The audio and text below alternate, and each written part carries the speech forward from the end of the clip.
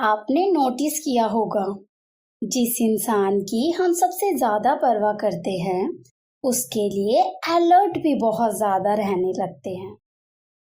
वो थोड़ा late reply करे, अकेली ट्रैवल करे या फिर किसी अनफैमिलियर सिचुएशन में हो, हमारा माइंड ऑटोमेटिकली उसकी सेफ्टी के बारे में सोचने लगता है। हर इंसान ने कभी ना कभी ये एक्सपीरियंस जरूर किया होगा। लेकिन ऐसा क्यों होता है? प्यार के साथ ये रिस्पॉन्सिबिलिटी का एहसास आखिर आता कहाँ से है?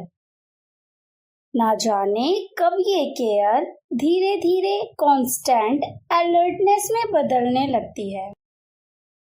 आज हम अपने एनोनिमस कॉन्वर्सेशन केस स्टडी 1 के पैटर्न 3 में इसी बिहेवियर को एक्सप्लोर कर रहे हैं। चलिए देखते हैं कि इस कॉन्वर्सेशन में हमने क्या नोटिस किया।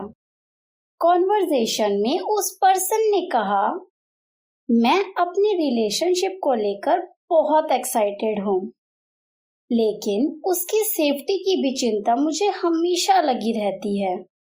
आगे उसने कहा, मुझे लगता है कि मुझे हर वक्त उसकी सेफ्टी को लेकर अलर्ट रहना चाहिए। इन बातों में एक गहरी बात उसने ऐसी भी कही जिसने मेरा ध्यान सबसे ज्यादा खींचा। उसने कहा, मैं नहीं चाहता कि सोसाइटी के डर से उसकी फ्रीडम कम हो जाए। मैं इतना ज्यादा इमोशनली स्ट्रॉन्ग बनना चाहता हूँ कि वो अपनी लाइफ खुलकर जी सके। यहाँ हमने एक इमोशनल शिफ्ट देखा। शुरुआत में फीलिंग कुछ ऐसी थी, ये इंसान मेरे लिए बहुत इम्पोर्टेंट है और मैं इसकी दिल से परवाह करता हूँ। लेकिन धीरे धीरे ये बदलकर हो गया, I feel responsible for this person. कुछ सिचुएशंस में ये रिस्पॉन्सिबिलिटी इतनी स्ट्रॉन्ग हो सकती है कि माइंड हर चीज में पहले रिस्क देखना शुरू कर देता है। और इंटरेस्टिंग बात ये है कि ये पैटर्न कंट्रोल से शुरू नहीं होता, ये शुरू होता है केयर से। यही रीजन है कि कई लोग कॉन्शियसली फ्रीडम भी देना चाहते हैं और साथ ही साथ सेफ्टी को लेकर भी अलर्ट रहते हैं।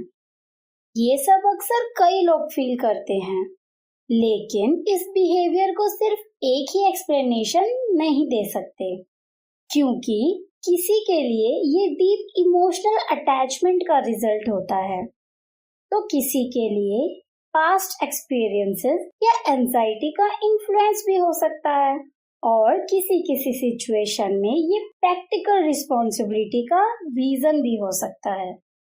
हर रिलेशनशिप और हर इंसान का कॉन्टेक्स्ट अलग होता है, इसलिए किसी एक के बिहेवियर को देखकर फाइनल कंक्लूजन नहीं निकाला जा सकता।